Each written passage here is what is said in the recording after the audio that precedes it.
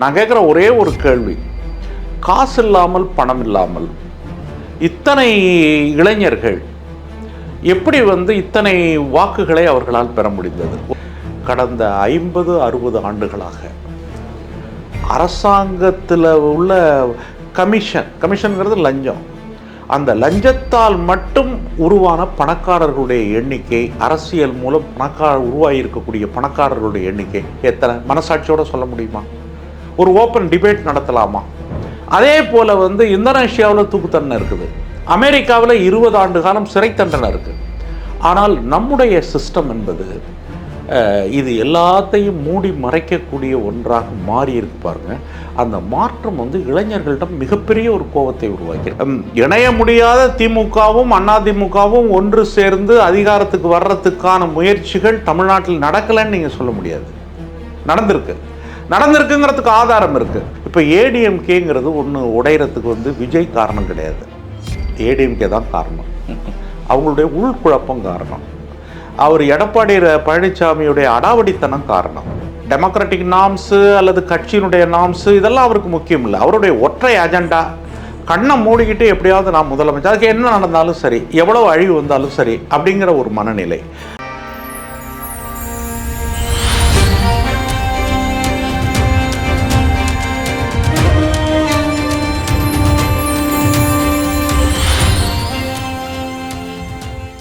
வாகை தமிழ் நேயர்களுக்கு வணக்கம். இன்றைய நேயர்களில் நம்மோடு இணைந்திருக்கிறார் மூத்த காம்ரேட் திரு சி. மகேந்திரன் அவர்கள். வணக்கம். வணக்கம். வணக்கம். இன்றைய தமிழக அரசியல் ஒரு வித்தியாசமான களமாக மாறியிருக்கு. புதிதவர்கள் பதவியேற்று பல விமர்சனங்களும் கூடவும் பயணிக்குது. விஜய் தாவேகா என்ற தமிழ்நாட்டில் நடக்கிற இந்த ஆட்சியை எப்படி பார்க்குறீங்க? கிட்டத்தட்ட பல ஆண்டுகளாக நீங்கள் தமிழக அரசியலை உற்று கவனித்தவர்கள், உங்களை போன்றவர்களை இந்த விஜயோட அரசியலை எப்படி பார்க்குறீங்க? அதாவது ஒரு மிகப்பெரிய ஒரு மாற்றம் தான் இந்த அரசியல் அப்படிங்கிறது என்னுடைய கணிப்பு. அது ஏன்னா என்னை போன்றவர்களுக்கு இந்த சமூகம் எங்கே உடையும் அப்படிங்கிற மாதிரியான ஒரு சிந்தனை போக்குகள் இருந்துக்கிட்டே இருந்தது. நீங்கள் மனித குலத்தினுடைய வரலாற்றை ஒட்டுமொத்தமாக நீங்கள் பார்த்தீங்கன்னாக்க அது ஆதிக்கத்தினுடைய உடைப்பு அல்லது ஆதிக்கத்தினுடைய தகர்ப்பு என்பது சில நேரங்களில் அது ஏற்பட்டிருக்கிறது. குறிப்பாக நீங்கள் பார்த்தாக்க அமெரிக்க புரட்சி தான் முதல்ல நடந்தது. அதற்கு பிறகுதான் பிரெஞ்சு புரட்சி. அமெரிக்க புரட்சி என்பது கிட்டத்தட்ட மக்கள் எல்லாரையும் எழுச்சி கொள்ள வைத்து அதன் மூலம் பிரிட்டனை அமெரிக்காவிலேருந்து விரட்டி அடித்தது தான் அமெரிக்க புரட்சி. அதற்கு பிறகு பிரெஞ்சு புரட்சி. அந்த பிரெஞ்சு புரட்சியில் நீங்கள் பார்த்தீங்கன்னாக்கா கம்ப்ளீட்டாக மக்கள் அதிகாரத்தை மன்னர்களிடமிருந்து கைப்பற்றி காமன்ஸ் என்பது பொதுமக்கள், அந்த பொதுமக்கள் தான் எல்லாம் அப்படின்னு கொண்டு அந்த பொதுமக்களுக்கு ஒரு மரியாதையை கொடுக்குறாங்க. அந்த மரியாதையை தான் சிட்டிசன். அந்த மரியாதை சிட்டிசன் அவர்கள் அமைக்கக்கூடிய ஆட்சி பப்ளிக் அமைக்கக்கூடிய ஆட்சி ரீபப்ளிக். அது மறு ஆக்கம் செய்யப்பட்ட ஒன்று. இதுதான் ஜனநாயகத்தினுடைய அடிப்படைகள். இந்த ஜனநாயகத்தினுடைய அடிப்படைகள் 21ஆவது நூற்றாண்டில் ஒவ்வொரு விதமாக வெடிக்குது. சாதாரணமாக இல்லை. நம்ம ஊரில் இருக்கிற அரசியல்வாதிகள் கட்சிகளை மட்டும் பார்க்குறாங்க, இளைஞர்கள் கட்சிகளை மட்டும் பார்க்குறாங்க. ஒரு கட்சிக்கு இத்தனை பேர், இன்னொரு கட்சிக்கு இத்தனை பேர் அப்படின்னு சொல்லிட்டு பிரிச்சுக்கிட்டு ஒருத்தர் சண்டை போடக்கூடிய ஒரு விதமான ஒரு அரசியலின் தொலைநோக்கு, கடந்த கால வரலாறு, இது ரெண்டுக்கும் இருக்கக்கூடிய தொடர்பை கொஞ்சம் கூட அறியாமல் அவங்க பிரிஞ்சு சண்டை போடுறாங்க. ஆனால் அதை தாண்டி அவங்க பார்க்கணும். சரி, தமிழ்நாட்டில் ஒரு மாற்றம் வந்ததை பற்றி ஒரு பெரிய கடுமையான விமர்சனம் வருது. இதே மாதிரியான ஒரு மாற்றம் பக்கத்தில் இருக்கக்கூடிய பங்களாதேஷில் வந்திருக்கு, பக்கத்தில் இருக்கக்கூடிய நேபாளத்தில் வந்திருக்கு, கொஞ்ச நாளைக்கு இலங்கையிலையும் ஏற்பட்டிருக்கு. அதே போல் லத்தீன் அமெரிக்க நாடுகள், பல நாடுகளில் இது நிகழ்ந்திருக்கு. அப்போ இது ஏதோ ஜோசப் விஜய் அல்லது தமிழ்நாட்டினுடைய பெனாமினா அல்லது சினிமா அப்படிங்கிறத தாண்டின இன்னொரு விஷயம் இருக்குது அப்படிங்கிறத பற்றி அவங்க புரிஞ்சுக்கிறதே கிடையாது. இப்போ நீங்கள் பார்த்தீங்கன்னாக்கா கரப்பாம்பூச்சின்னு ஒன்று இருக்குது. இந்த கரப்பாம்பூச்சின்னு ஒரு விஷயத்தை இந்த இளைஞர்களெல்லாம் கரப்பாம்பூச்சியோடு ஒப்பிட்டு ஒரு உச்ச நீதிமன்ற நீதிபதி ரொம்ப ஒரு விதமான அகங்காரத்தோட ஒரு வேலை இல்லாத இளைஞர்கள் அவன் படக்கூடிய கஷ்டங்கள் அதெல்லாம் வந்து ஒரு பெரிய அகங்கார நிலையிலேருந்து பார்க்கக்கூடாது. அது வந்து ஒரு கருணை அடிப்படையில் பார்க்கணும். அப்படி ஒரு கருத்து சொன்ன உடனே என்னாச்சு அப்படின்னாக்க கரப்பாம்பூச்சின்னு ஒரு மூமெண்ட்டே ஆரம்பமாயிட்டு. அந்த இளைஞர்கள் சொல்கிறாங்க, அணுக்குண்டால் எல்லாவற்றையும் அழித்து விட முடியும், கரப்பாம்பூச்சியை அழிக்க முடியாது. ஒரு இடத்துல எவ்வளவு செங்குத்தான பாதையிலும் கரப்பான் பூச்சியால் சென்று விட முடியும் அப்படின்னு சொல்லிட்டு அதுக்கு ஒரு தியரியை உருவாக்கி அது ஒரு மூமெண்ட் ஆகுது. அப்போ ஒட்டுமொத்தமான இந்த பிரச்சனையையும் நிகழ்காலத்தில் ஏற்பட்ட பிரச்சனைகள், அதில் இளைஞர்களிடமும் அதே போல் மக்களிடமும் ஏற்பட்டிருக்கக்கூடிய ஒரு அதிருப்தியும், அந்த அதிருப்தியின் விளைவாகத்தான் இந்த மாற்றம் ஏற்பட்டிருக்கு. கண்டிப்பாக தமிழ்நாட்டில் ஒரு அரசியல் மாற்றம் நிகழ்ந்திருக்குன்னு சொல்கிறீங்க. மாற்றம் அப்படின்னா என்னன்னு பார்ப்பீங்க? இங்கே மாற்றம் என்ன அப்படிங்கிறது பார்ப்போம்னாக்கா, நம்பர் 1, பணம் என்பது தான் தேர்தலில் வெற்றி வாய்ப்பினுடைய மையம் என்பதை இது தகர்த்தி காட்டியிருக்கிறது. என்னை போன்றவர்களுக்கு வந்து இது ஒரு பயங்கரமான ஒரு ஜனநாயகத்தில் எல்லாத்தையும் விலைக்கு வாங்குறாங்க, ஓட்டையும் விலைக்கு வாங்குறாங்களே.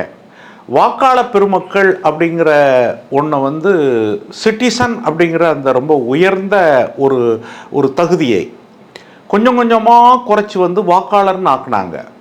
வாக்காளர் என்கின்ற தகுதியை கொஞ்சம் கொஞ்சமாக குறைச்சி வந்து பயனாளிகளாக மாற்றினார்கள். அப்போ அவனுடைய ஓனர்ஷிப், ஜனநாயகத்தினுடைய ஓனர்ஷிப் யார் அப்படின்னாக்க வந்து குடிமக்கள் தான், சிட்டிசன்.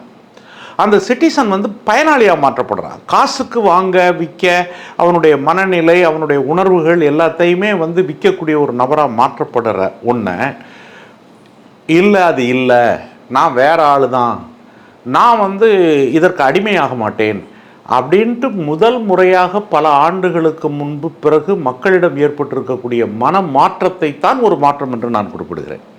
அதை நீங்கள் நிறைய பார்க்கலாம். வந்து நீங்கள் 1000 விளக்கங்கள் கேட்கலாம், நீ என்ன செஞ்சிட்ட, நான் என்ன செஞ்சிட்டேன், அதெல்லாம் விடுங்க.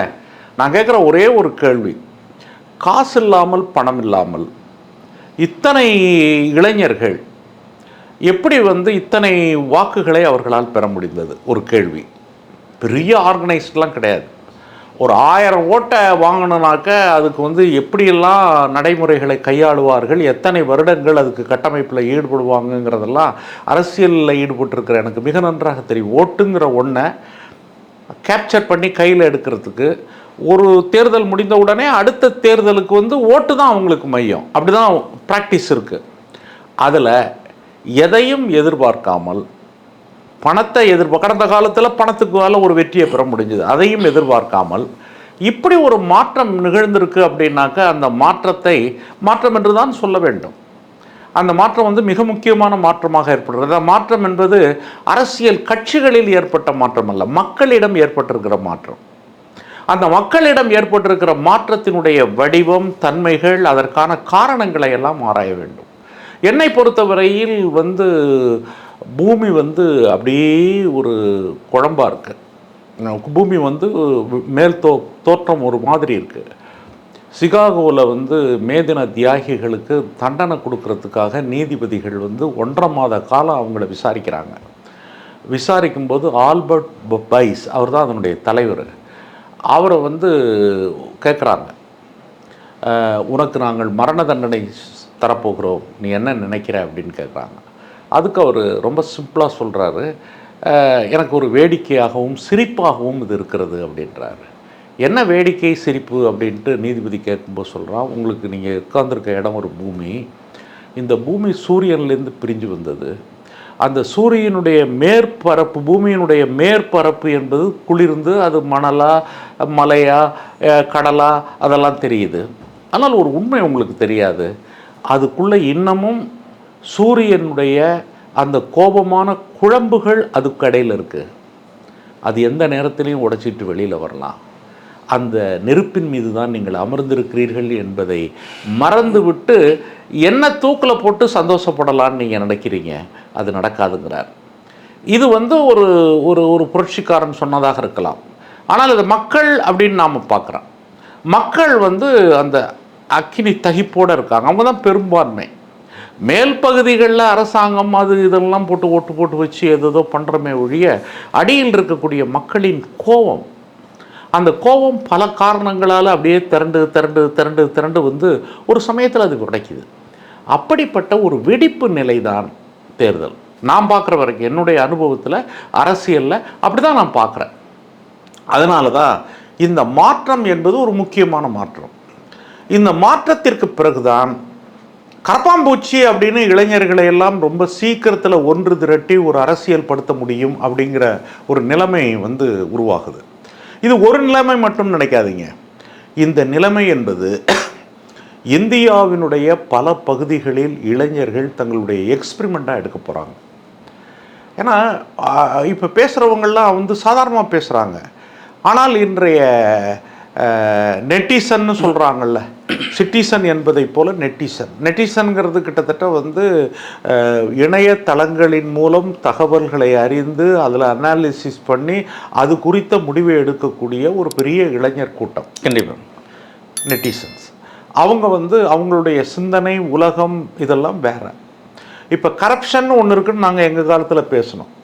அதுக்காக பத்திரிகையெல்லாம் தேடி பிடிச்சி அரசாங்கத்தினுடைய மறைவிடங்கள்லாம் கேட்போம். இப்போ என்ன பண்ணுறாங்க, ஒரு ஏஐ யூஸ் பண்ணுறாங்க. அப்புறம் எங்கள் கரப்ஷன்லாம் எப்படி இருக்கும் அப்படின்னு நீயே எனக்கு அனாலிட்டிக் பண்ணி கொடு அப்படின்னு ஏஐட்ட கேட்குறாங்க. அதே போல் விஷயங்களை எடுத்து ஒன்றோட ஒன்று பார்க்குற போது ஒரு மிகப்பெரிய ஒரு கொள்ளை எப்படி நடந்திருக்கு அப்படிங்கிறத பார்க்குறாங்க.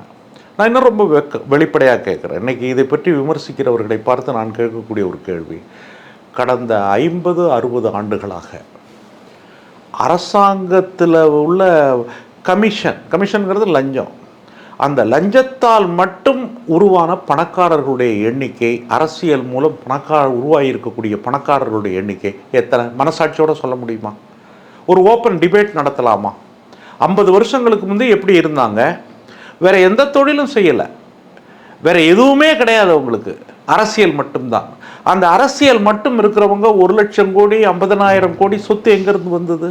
It is not a corruption. அது ஊழல் இல்லையா? இந்த மாதிரியான ஊழல் செஞ்சவங்களை கண்டுபிடித்தால் சீன நாட்டில் தூக்கில் போடுறாங்க. அதே போல் உலகத்தில் பல வியட்நாம்லேயும் தூக்கு தண்டனை இருக்குது. அதே போல் இந்தோனேஷியாவில் தூக்கு தண்டனை இருக்குது. அமெரிக்காவில் 20 ஆண்டு காலம் சிறை தண்டனை இருக்குது.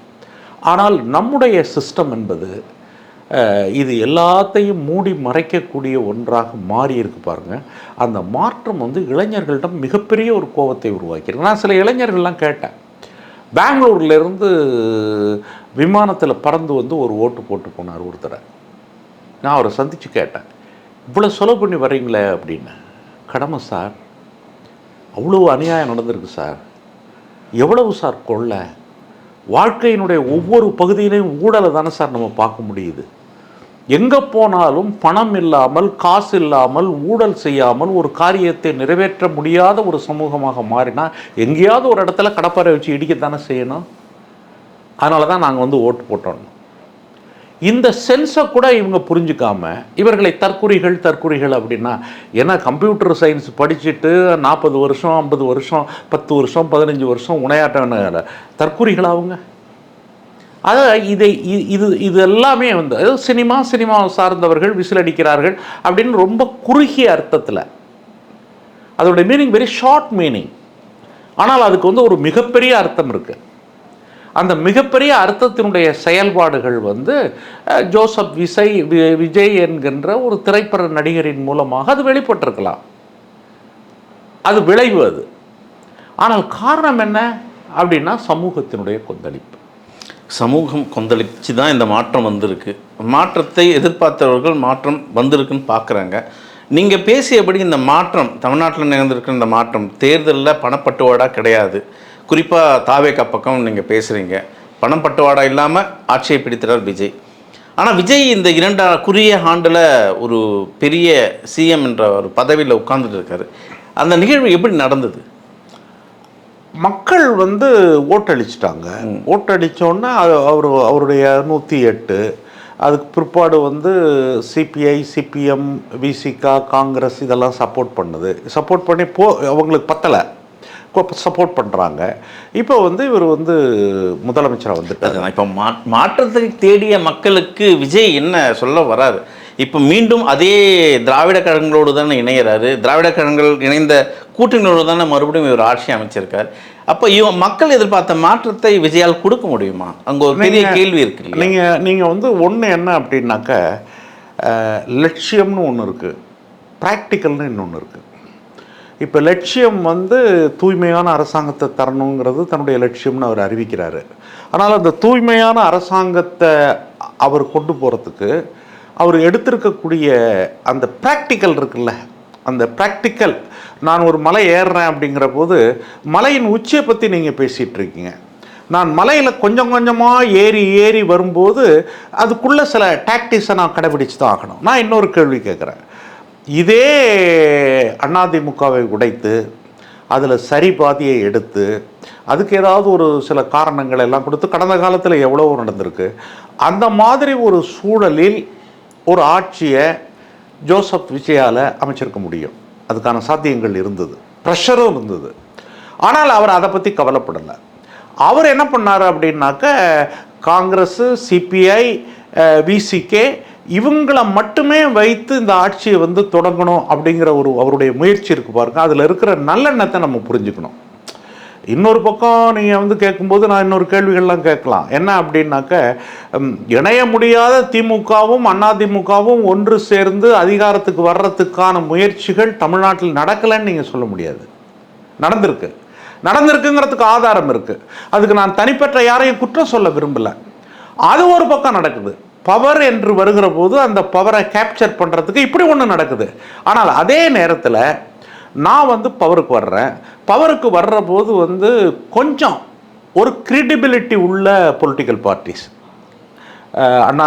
காங்கிரஸ், அதே போல் கம்யூனிஸ்ட் கட்சிகள், அதே போல் விடுதலை சிறுத்தைகள், இவங்களுடைய ஆதரவை பெற்று நான் வருவேன் அப்படின்னா, நான் வந்து இந்த குதிரை பேரமெல்லாம் இவங்க பார்த்துருக்காங்களே, இந்தியாவில் ஏகப்பட்ட குதிரை பேரத்தை நான் பார்த்துருக்கேன். அது எல்லாமே காயாராம்னு ஒன்று வந்து ஹரியானாவில் இருந்தது. அவன் காலையில் வந்து ஒரு கட்சியில் இருந்தான், மத்தியானம் ஒரு கட்சியில் இருந்தான், மூணாவது ஒரு கட்சி இருந்தான். அதுக்கு பிற்பாடு தான் இந்த கட்சி தடைக்காவல் சட்டம் இதெல்லாம் கொண்டு வந்தாங்க. ஹரியானாவில், நார்த் இந்தியாவில் ஒரு கட்டத்தில் நீங்கள் பார்த்தீங்கன்னாக்கா என்ன நடக்குன்னு அவனுக்கும் தெரியாது, அப்படிலாம் இருந்தது. அதே போல் நம்ம ஆந்திர பிரதேசத்தில் நிறைய நடந்தது, பாஸ்கர ராவ் அப்படிலாம் நிறைய நடந்தது. அதை வச்சு பார்க்குற போது அது குதிரை பேரம். ஆனால் இது ஒரு ஒரு ஒரு ஒரு புதிதாக வரக்கூடிய ஒரு ஆட்சி, கொஞ்சம் கூட தடுமாற்றமே இல்லாமல் கம்யூனிஸ்ட்டு, காங்கிரஸு, மற்றவங்கள்ட்ட நாங்கள் வருவோம். அதை விட ஈஸியாக இப்போ வந்து ஒரு 25-30 பேரோ 40 பேர் கொண்டவங்களை கொண்டு வந்து அதில் கொஞ்சம் பேரை மந்திரியாக்கி ஒரு ஸ்டேஜுக்கு கொண்டு வந்திருக்கலாம். அப்படி ஒரு பாசிபிலிட்டிஸ் இருக்குல்ல. ஆனால் அந்த பாசிபிலிட்டிஸை அவங்க தேர்வு செய்யலை. நான் வந்து ஒரு கட்சி சார்பாக பேசலை, ஒரு நியாயமான முறையில் ஒரு முயற்சி எடுக்கிறாங்க. அதுக்கு மேலே சில நெருக்கடி வருது. அப்போ அந்த நெருக்கடி வர்ற போது அந்த நெருக்கடியை வந்து பாதுகாக்கிறதுக்கு இப்போ நடந்தே போயிட்டுருக்கான், கொஞ்சம் தூரத்தில் ஒரு இடத்த எட்ட முடியல அப்படின்ற போது வந்து ஒரு குச்சி கிடைக்கிது, அந்த குச்சியை கையில் வச்சுருக்கான். தேவைப்படுற போது அந்த குச்சியை கொஞ்சம் நாளைக்கு கையில் வச்சுருப்பான், அப்புறம் குச்சியை தூக்கி போட்டு அடுத்தது மேலே போவான். இது ஒரு டாக்டிக்கல் அப்ரோச்சாக தான் நான் பார்க்குறேன். அவங்க செய்கிற தவறுகள் அல்லது மற்றதுக்கு இப்போ கிளியர் கட்டாக இவங்களுக்கு வந்து ஒரு 118க்கு மேலே வந்திருந்தால் இந்த பிரச்சனை கிடையாது. ஒரு கேப் இருக்குது, அந்த கேப்பை வந்து இவங்க வந்து ஃபில்லப் பண்ணணும். அதை ஃபில்லப் பண்ணுற போது அதில் சாய்ஸ் பார்க்குறாங்க. You have to see the choice of the TVK என்ன சாய்ஸ் அப்படின்னு அதை பார்க்கும்போது ஏடிஎம்கே சாய்ஸா அல்லது கம்யூனிஸ்டுகள் அல்லது மற்றவங்களுடைய சாய்ஸான்னு பார்க்கும்போது கம்யூனிஸ்ட் எங்கள்கிட்ட பெருசாக ஒன்றும் கிடையாது, 2-4 வச்சுருக்கோம். ஆனால் உடஞ்சி வந்திருக்கக்கூடிய அதிமுக கிட்ட ஒரு 25 இருக்குது, அது எண்ணிக்கை அதிகம். அதை ஈஸியாக வச்சுட்டு ஈஸியாக போயிடலாம், கொஞ்சம் பங்கு கொடுத்துட்டு காசை எடுத்து அப்புறமா நம்ம பங்கு போட்டு எல்லோரும் எடுத்துக்கலான்னு. அந்த சாய்ஸ் அவங்க எடுக்கவே இல்லை. அந்த சாய்ஸ் அவங்க ஒரு காலம் அவங்க எடுத்தால் கூட ஒன்றிய அரசு மறைமுகமாக கூட அவங்களுக்கு ஹெல்ப்பெல்லாம் கூட வாங்கியிருக்க முடியும் அவங்களால. They are not choosing the wrong way. தவறான வழியை அவர்கள் தேர்வு செய்யவில்லை, அதை எடுக்கிறாங்க. ஒவ்வொரு பாயிண்டாக எடுத்து வச்சுக்கிட்டு ஒரு புதிதாக பிறந்த குழந்தை இப்போ தான் பிறந்து அது வந்து இந்த குழந்தை வேணும்னு தமிழ்நாட்டு மக்கள் பெற்றெடுத்துருக்குறாங்க.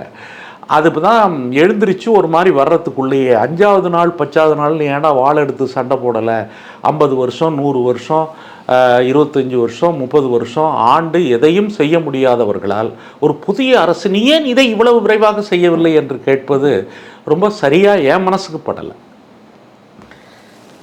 நீங்கள் குறிப்பிட்டு பேசின மாதிரி அதாவது இடதுசாரிகளாக இருக்கட்டும், விசிகாவாக இருக்கட்டும், காங்கிரஸ் ஏற்கனவே போயிட்டாங்க, இந்திய முஸ்லீம் லீகளாக இருக்கட்டும், இவங்களோட ஆதரவு நிலைப்பாட்டில் விஜய் ஆட்சியை தக்க வச்சிருப்பாருன்னு ஒரு நினைப்புக்கு வந்துட்டாலும் இந்த செகண்ட் ஆப்ஷன் அந்த அதிமுகவை கையில் எப்பவுமே பேசிட்டு தானே இருந்திருந்தார்.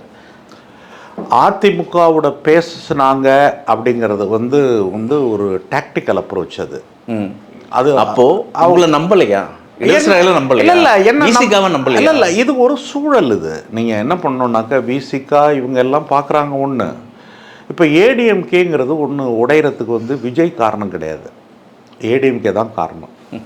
அவங்களுடைய உள்குழப்பம் காரணம். அவர் எடப்பாடி பழனிசாமியுடைய அடாவடித்தனம் காரணம். அவங்க எல்லாரையும் ஒருங்கிணைக்க முடியாத அவருடைய இயல்பு.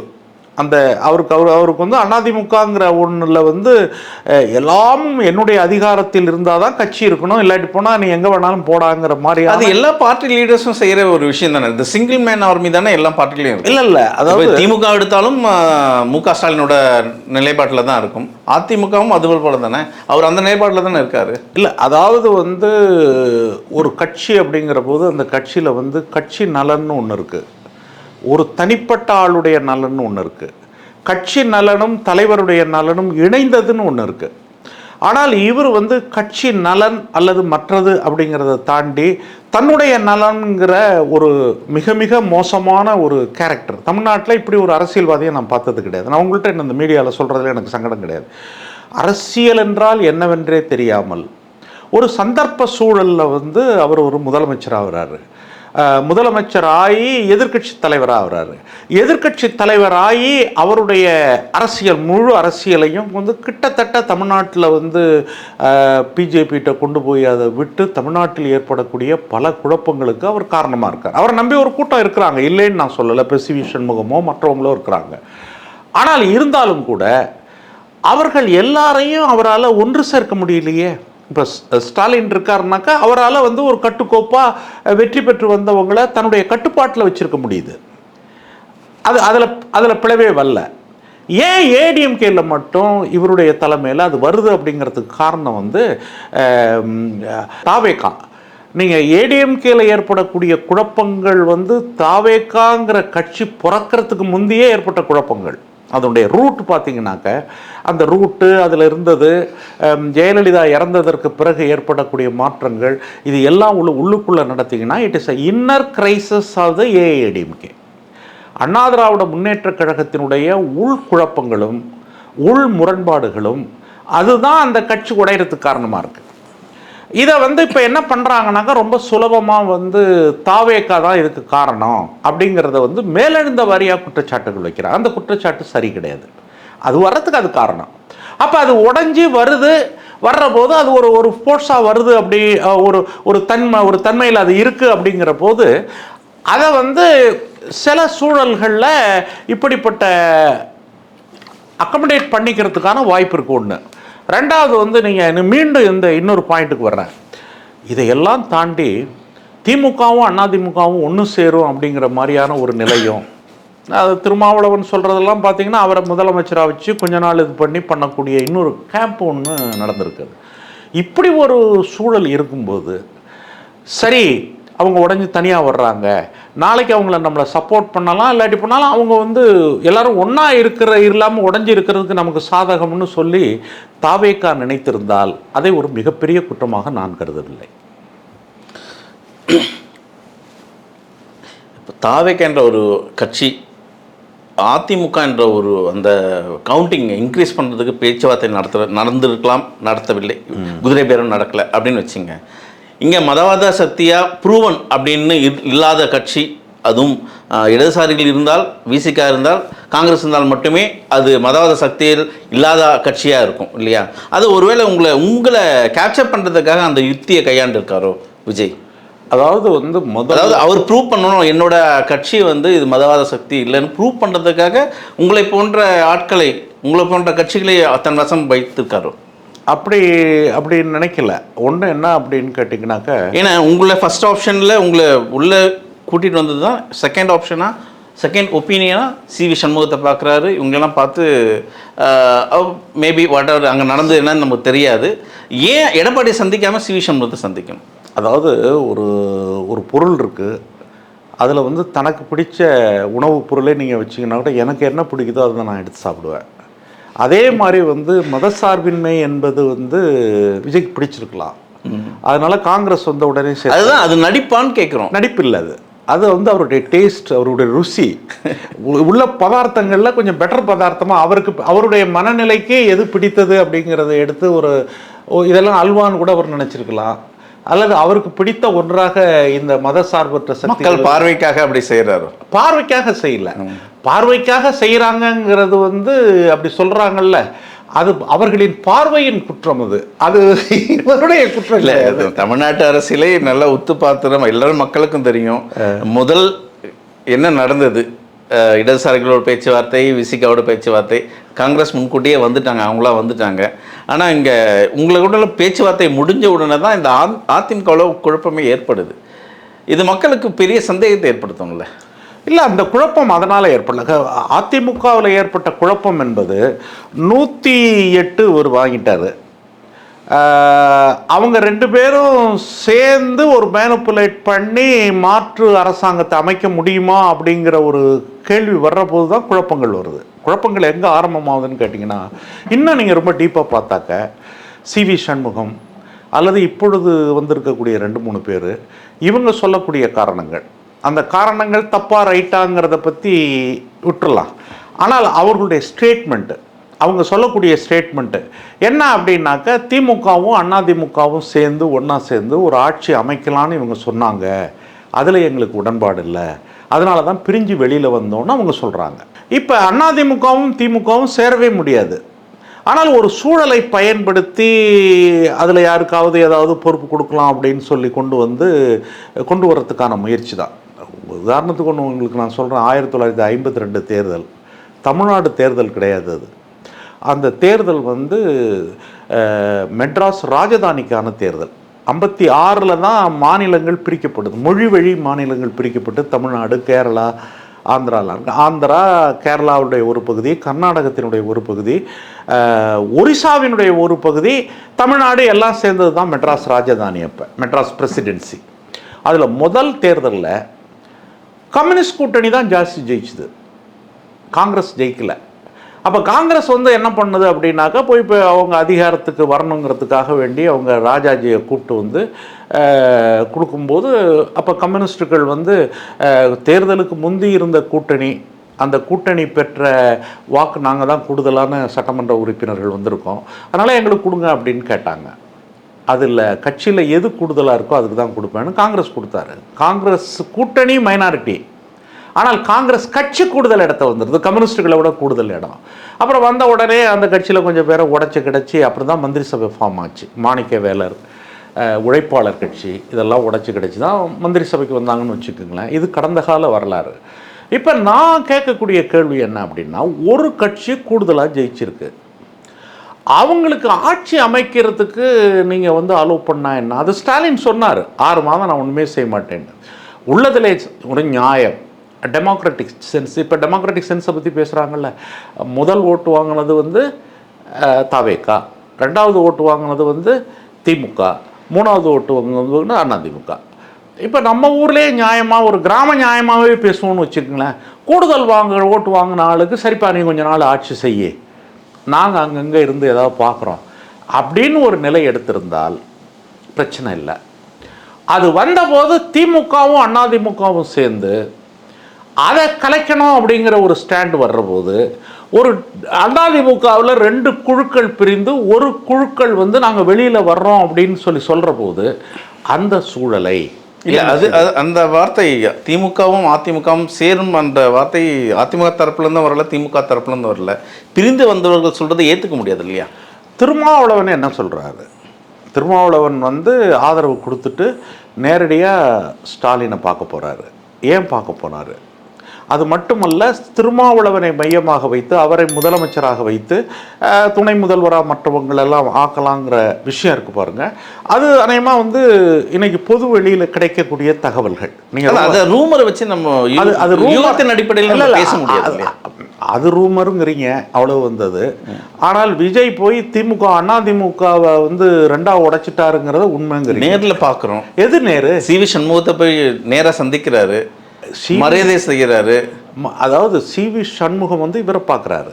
ஒரு கட்சியின் தலைவர், அவருடைய கட்சியின் தலைவர் எடப்பாடி, ஒரு பொதுச் செயலாளர், வெற்றி கழிப்பில் மூத்தவர்களை பார்க்கும்போது அவரையும் பார்க்கணும். நீங்கள் எல்லா தலைவர்களும் பார்த்தீங்க, எல்லா கட்சியின் தலைவரும் பார்த்தீங்க.